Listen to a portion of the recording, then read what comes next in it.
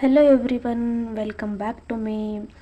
So ಇವತ್ತು ನಾವು ಈ ವಿಡಿಯೋದಾಗ ಇಂಪಾರ್ಟೆಂಟ್ ಸೈನ್ಸ್ ಕ್ವಶನ್ನ ಡಿಸ್ಕಷನ್ ಮಾಡ್ಕೊತ ಹೋಗೋಣ. ಅದಕ್ಕಿಂತ ಮೊದಲ ಪ್ರೀವಿಯಸ್ ವಿಡಿಯೋದಾಗ ನಾನೊಂದು ಕ್ವಶನ್ ನಿಮಗೆ ಅಂತ ಹೇಳಿ ಬಿಟ್ಟಿದ್ದೆ, ಇದಕ್ಕೆ ಆನ್ಸರ್ ಕಮೆಂಟ್ ಮಾಡಿರಿ ಅಂಥೇಳಿ. ಏನಿತ್ತು question? The molecular formula of oxygen is ಅಂಥೇಳಿ ಇತ್ತು. ಭಾಳಷ್ಟು ಜನ ಅದಕ್ಕೆ ಏನಂತೇಳಿ ಕಮೆಂಟ್ ಮಾಡತ್ತೀರಿ ಅಂದ್ರೆ option B is a correct answer, O ಅಂಥೇಳಿ ಕಮೆಂಟ್ ಮಾಡತ್ತೀರಿ. ಬಟ್ ಮಿಸ್ಟೇಕ್ ಮಾಡ್ಕೊಳಕ್ಕೆ ಹೋಗ್ಬೇಡ್ರಿ. ಸಿಂಬಲ್ ಆಕ್ಸಿಜನದ ಸಿಂಬಲ್ ಓನ ಕರೆಕ್ಟ್ ರೀ, ಬಟ್ ಅವ್ರು ಮಾಲಿಕ್ಯುಲರ್ ಫಾರ್ಮುಲಾ ಕೇಳಕತ್ತಾರ. ಹಾಗಾಗಿ ಅದಕ್ಕೆ ಯಾವ್ದು ಕರೆಕ್ಟ್ ಆಗ್ತೈತೆ ಅಂದ್ರೆ O2 ಅನ್ನೋದು ಕರೆಕ್ಟ್ ಆಗತ್ತೆ ನೋಡ್ರಿ. Molecular formula of oxygen is O2 ಆಗತ್ತೆ ರೀ. ಆಪ್ಷನ್ ಸಿ ಕರೆಕ್ಟ್ ಆಗುತ್ತೆ. ಯಾರೆಲ್ಲ ವಿಡಿಯೋ ನೋಡಿದ್ರಿ ಮಿಸ್ಟೇಕ್ ಮಾಡ್ಕೊಳಕ್ಕೆ ಹೋಗ್ಬೇಡ್ರಿ. ಅದ್ರ ಕರೆಕ್ಟ್ ಆನ್ಸರ್ ಏನಪ್ಪ ಅಂತ ಹೇಳಿದ್ರೆ O2 ಆಗತ್ತೆ ರೀ. ಸೊ ಇವತ್ತಿನ ಕ್ವಶನ್ಸಿಗೆ ಬರ್ರಿ. ಫಸ್ಟ್ ಕ್ವಶನ್ ಯಾವ ಥರ ಅದ ನೋಡ್ರಿ ಇಲ್ಲಿ.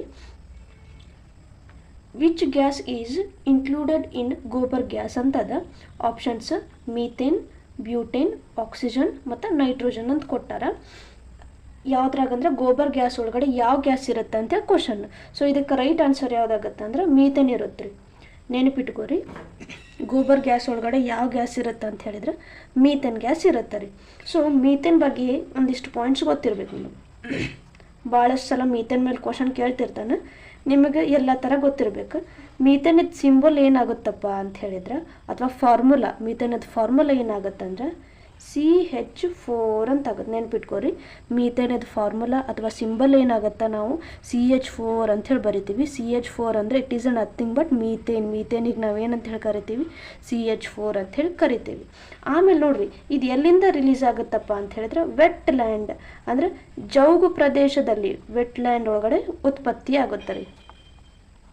ವೆಟ್ ಲ್ಯಾಂಡ್ ಅಂದರೆ ಜೌಗು ಭೂಮಿ ಅಂತ ಹೇಳ್ತಾರೆ ನೋಡ್ರಿ. ಹಸಿ ಹಸಿ ನೆಲ ಇರುತ್ತಲ್ಲ, ಅಲ್ಲಿ ಯಾವ ಗ್ಯಾಸ್ ರಿಲೀಸ್ ಆಗುತ್ತೆ ಅಂತ ಹೇಳಿದ್ರೆ ಮೀಥೇನ್. ಜೌಗು ಪ್ರದೇಶದಲ್ಲಿ ಯಾವ ಗ್ಯಾಸ್ ರಿಲೀಸ್ ಆಗುತ್ತೆ ಅಂತ ಹೇಳಿದ್ರೆ ಮೀಥೇನ್ ರಿಲೀಸ್ ಆಗುತ್ತೆ ನೋಡ್ರಿ.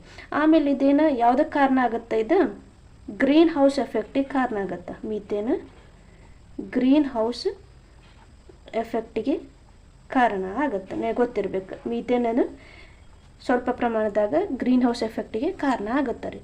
ಆಮೇಲೆ ಇನ್ನೊಂದು ಪಾಯಿಂಟ್ ಏನಂದ್ರೆ paddy field, the gas released from paddy field ಅಂತ ಹೇಳ್ತಾರೆ. ಏನಿದೆ ಪ್ಯಾಡಿ ಫೀಲ್ಡ್ ಅಂತ ಹೇಳಿದ್ರೆ? ಸೊ ಈ ಪ್ಯಾಡಿ ಫೀಲ್ಡ್ ಅಂದರೆ ಭತ್ತದ ಗದ್ದೆ. ಗೊತ್ತಾತ? ಈಗ ಪ್ಯಾಡಿ ಅಂದರೆ ಏನಂತ ಗೊತ್ತಾತ? ಭತ್ತದ ಗದ್ದೆಯಲ್ಲಿ ಯಾವ ಗ್ಯಾಸ್ ರಿಲೀಸ್ ಆಗುತ್ತೆ, ಯಾವ ಅನಿಲ ಹೊರಗೆ ಬರುತ್ತಾ ಅಂತ ಹೇಳಿದ್ರೆ ಮೀಥೇನ್ ಬರುತ್ತೆ ರೀ. The gas released from paddy field ಅಂತ ಏನಾರ ಕ್ವಶನ್ ಕೇಳಿದ್ನಂದ್ರೆ ನೀವು ಮೀಥೇನ್ ಅಂತ ಹೇಳಬೇಕು. ಗ್ರೀನ್ ಹೌಸ್ ಗ್ಯಾಸಿಗೂ ಯಾವ್ದು ಕಾರಣ ಅಂತ ಹೇಳಿದ್ರೆ ಮೀಥೇನ್. ಆಮೇಲೆ ವೆಟ್ ಲ್ಯಾಂಡ್ ಅಂದರೆ ಜೌಗು ಪ್ರದೇಶದಲ್ಲಿ ಯಾವ ಗ್ಯಾಸ್ ಬರುತ್ತೆ, ಯಾವ ಅನಿಲ ಬಿಡುಗಡೆ ಆಗುತ್ತೆ ಅಂತ ಹೇಳಿದ್ರೂ ಮೀಥೇನ್. ಮೀಥೇನದ್ದು ಫಾರ್ಮುಲಾ ಏನು ಅಥವಾ ಸಿಂಬಲ್ ಅಥವಾ ಮಾಲಿಕ್ಯುಲರ್ ಫಾರ್ಮುಲಾ ಏನು ಅಂತ ಹೇಳಿದ್ರೆ CH4 ಅಂತ ಹೇಳ್ಬೇಕು. ಇದು ಇಂಪಾರ್ಟೆಂಟ್ ನೋಡ್ರಿ, ನೆನ್ಪಿಟ್ಕೋರಿ ಇಷ್ಟನ್ನು. ನೆಕ್ಸ್ಟ್ ಕ್ವಶನ್ ಏನೈತೆ ನೋಡ್ರಿ. By which unit of food energy is measured? Options kelvin, calorie, joule, Celsius ಅಂತ ಐತಿ. ಸೊ ಗೊತ್ತಿರ್ಬೇಕು ನಿಮಗೆ, ಫುಡ್ ಎನರ್ಜಿನ ನಾವು ಯಾವುದ್ರ ಮೂಲಕ ಮೆಷರ್ ಮಾಡ್ತೀವಿ ಅಂತ ಹೇಳಿದ್ರೆ ಕ್ಯಾಲೋರೀಸ್ ಮೂಲಕ ರೀ. ಇದಕ್ಕೆ ರೈಟ್ ಆನ್ಸರ್ ಯಾವುದು? ಕ್ಯಾಲೋರಿ. ಇಷ್ಟು ಕ್ಯಾಲೋರಿ, ಇದನ್ನು ತಿಂದರೆ ಇಷ್ಟು ಕ್ಯಾಲೋರಿ ಬರ್ತೈತಿ, ಕಿಟ್ಕ್ಯಾಟ್ ಚಾಕ್ಲೇಟ್ ತಿಂದರೆ ಇಷ್ಟು ಕ್ಯಾಲೋರಿ ಬರುತ್ತೆ. ಸೊ ನಾವು ಯಾವುದ್ರ ಮೂಲಕ ಮೆಷರ್ ಮಾಡ್ತೀವಿ ಅಂದರೆ ಫುಡ್ ಎನರ್ಜಿನ ಕ್ಯಾಲೋರೀಸ್ ಮೂಲಕ ಮೆಷರ್ ಮಾಡ್ತೀವಿ. ಕೆಲ್ವಿನ್ ಅಂದ್ರೆ ಗೊತ್ತದ, ಯೂನಿಟ್ ಆಫ್ ಟೆಂಪರೇಚರ್ ನಾವು ಕೆಲ್ವಿನ್ ಮೂಲಕ ಅಳಿತೀವಿ. ಜೌಲ್ ನಾವು ಯಾವುದರಿಂದ ಅಳಿತೇವೆ ಅಂತ ಹೇಳಿದ್ರೆ ಎನರ್ಜಿಗೆ. Unit of energy is also joule.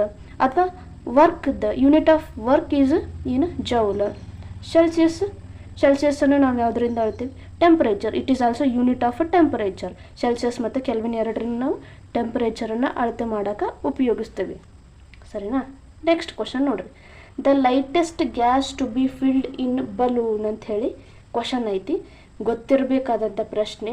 ಗೊತ್ತಿರಲಿ, ಯಾವ ಗ್ಯಾಸನ್ನು ನಾವು ತುಂಬಿರ್ತೀವಿ ಅಂದರೆ ಹೀಲಿಯಂ ಗ್ಯಾಸ್ ಇರುತ್ತೆ ನೋಡ್ರಿ. ಬಲೂನ್ ಒಳಗಡೆ ಯಾವ ಗ್ಯಾಸ್ ತುಂಬಿರ್ತಾರೆ ರೀ?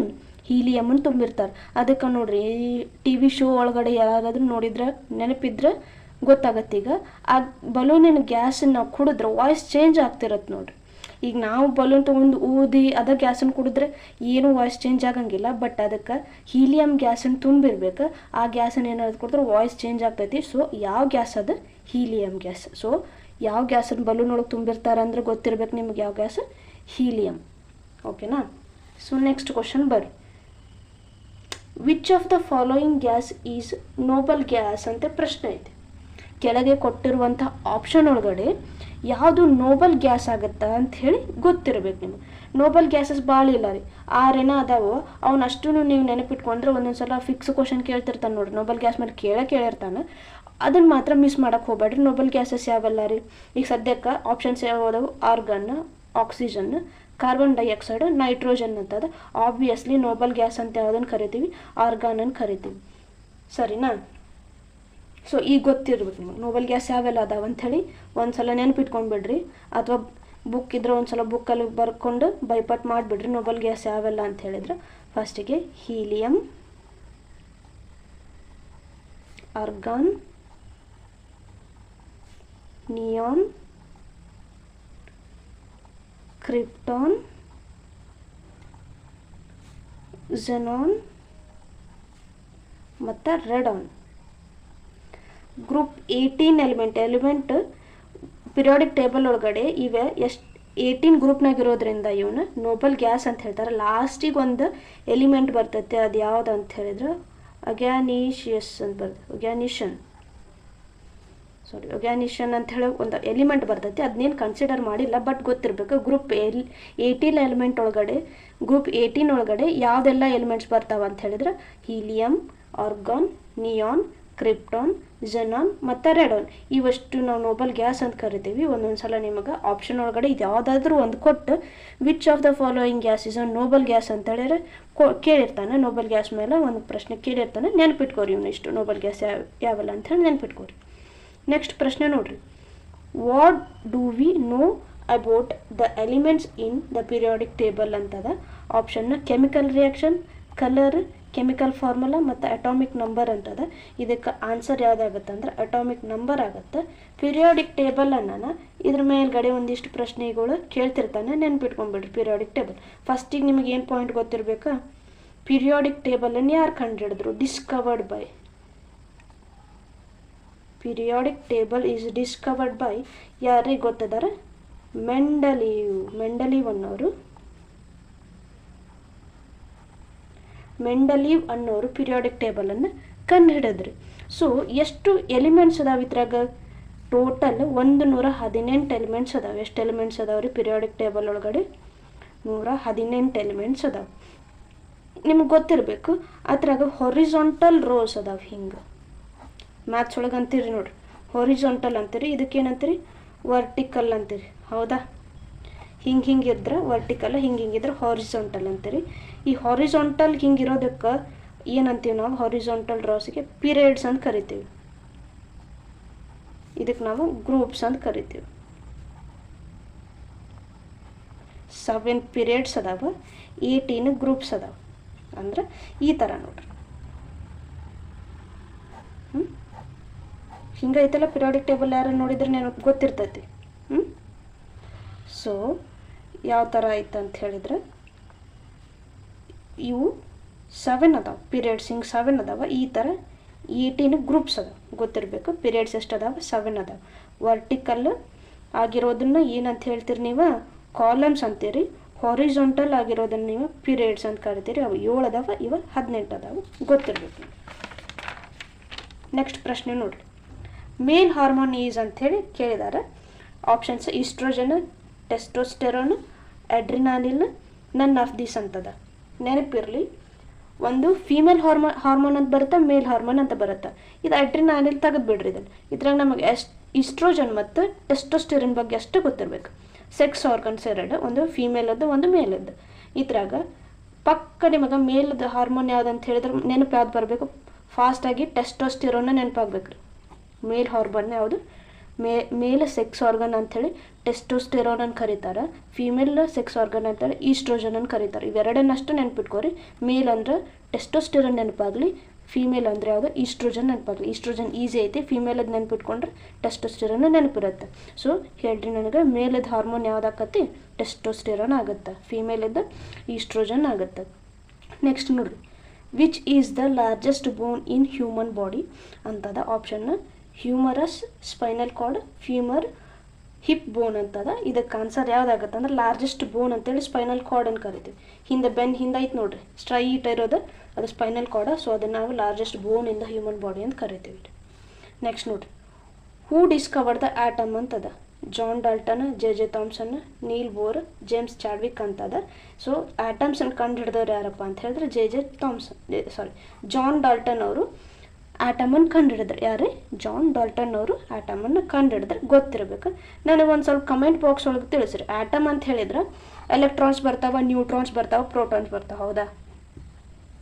ಎಲೆಕ್ಟ್ರಾನ್ಸ್ ಇದು ನ್ಯೂಕ್ಲಿಯಸ್ ಅಂದರೆ ಆಟಮ್ ಅಂತ ಹೇಳಿದ್ರೆ ಅದ್ರ ಸುತ್ತಲೂ ಎಲೆಕ್ಟ್ರಾನ್ಸ್ ಇರ್ತಾವೆ, ಒಳಗಡೆ ಪ್ರೋಟಾನ್ ಮತ್ತು ನ್ಯೂಟ್ರಾನ್ ಇರ್ತಾವೆ.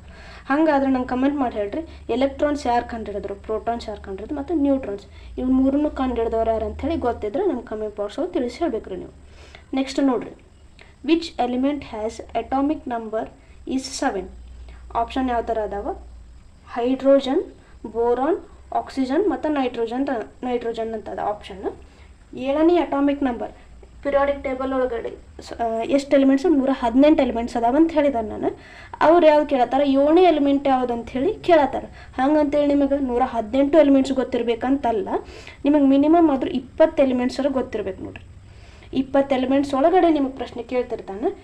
ಲೈಕ್ ಈಗ hydrogen, helium, lithium, beryllium, boron, carbon, nitrogen, oxygen, fluorine, neon, sodium, magnesium, aluminium, silicon, phosphorus, sulphur, chlorine, argon, potassium, calcium.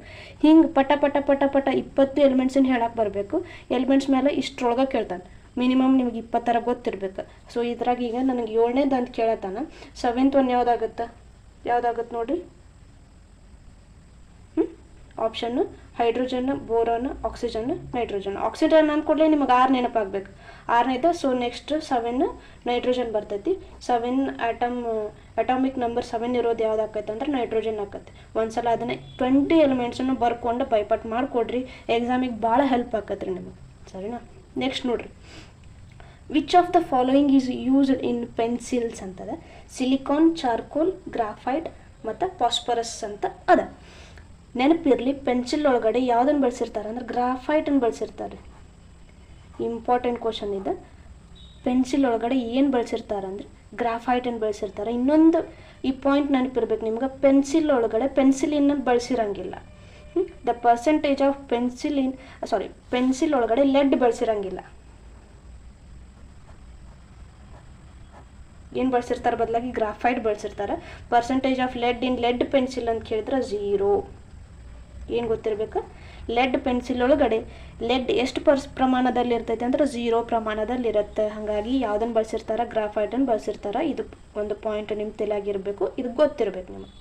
Next ನೋಡಿರಿ, which of the following is the master gland ಅಂತದ. Pancreas, pituitary gland, thymus gland, pineal gland ಅಂತದ. Master of gland ಅಂತ ಹೇಳಿ ನಾವು ಯಾವುದನ್ನು ಕರಿತೀವಿ ಅಂದ್ರೆ pituitary gland ಅಂತ ಕರಿತೀವಿ. ಮಾಸ್ಟರ್ ಆಫ್ ಗ್ಲ್ಯಾಂಡ್ ಅಂತ ಯಾವುದನ್ನು ಕರಿತೀವಿ? ಪಿಟ್ಯುಟರಿ ಗ್ಲ್ಯಾಂಡ್ ಅಂತ ಕರಿತೀವಿ. ನೆಕ್ಸ್ಟ್ ನೋಡಿರಿ, what is the highest amount of gas in temperature ಅಂತದ. N2 ಅಂದ್ರೆ ನೈಟ್ರೋಜನ್, O2 ಅಂದ್ರೆ ಆಕ್ಸಿಜನ್, AR ಅಂದ್ರೆ ಆರ್ಗನ್, CO2 ಅಂದ್ರೆ ಕಾರ್ಬನ್ ಡೈಆಕ್ಸೈಡ್. ನಿಮ್ಗೆ ನೆನಪಿರಲಿ, ನಮ್ಮ ಅಟ್ಮಾಸ್ಫಿಯರ್ ಒಳಗಡೆ ಜಾಸ್ತಿ ಪ್ರಮಾಣದಲ್ಲಿ ಯಾವುದೈತೆ ಅಂದ್ರೆ ನೈಟ್ರೋಜನ್ ಐತೆ ನೋಡ್ರಿ. N2 ಅಂತವಲ್ಲ, ನೈಟ್ರೋಜನ್ ಐತಿ. ಸೊ ನನಗೆ ಏನು ಹೆಲ್ಪ್ ಮಾಡಬೇಕಪ್ಪ ಅಂತ ಹೇಳಿದ್ರೆ ನೀವು ಕಮೆಂಟ್ ಬಾಕ್ಸ್ ಒಳಗಡೆ ಯಾವುದು ಎಷ್ಟೆಷ್ಟು ಪ್ರಮಾಣದಾಗ ಐತಿ. ನೈಟ್ರೋಜನ್ ಹೈಯೆಸ್ಟ್ ಪ್ರಮಾಣದಲ್ಲಿ ಐತಿ ಅಂದರೆ ಎಷ್ಟು ಪರ್ಸೆಂಟ್ ಐತಿ, ಆಕ್ಸಿಜನ್ ಎಷ್ಟು ಪ್ರಮಾಣದಲ್ಲಿ ಐತಿ, ಅದೆಷ್ಟು ಪರ್ಸೆಂಟ್ ಐತಿ, ಒಂದಿಷ್ಟು ಗೊತ್ತಿದ್ರೆ ನಂಗೆ ಕಮೆಂಟ್ ಬಾಕ್ಸ್ ಒಳಗಡೆ ತಿಳಿಸ್ರಿ. ಸೊ ನಾನು ನೆಕ್ಸ್ಟ್ ವೀಡಿಯೋದಾಗ ಇನ್ನೊಂದಿಷ್ಟು ಇಂಪಾರ್ಟೆಂಟ್ ಕ್ವಶನ್ಸ್ ತೊಗೊಂಡು ಬರ್ತದೆ.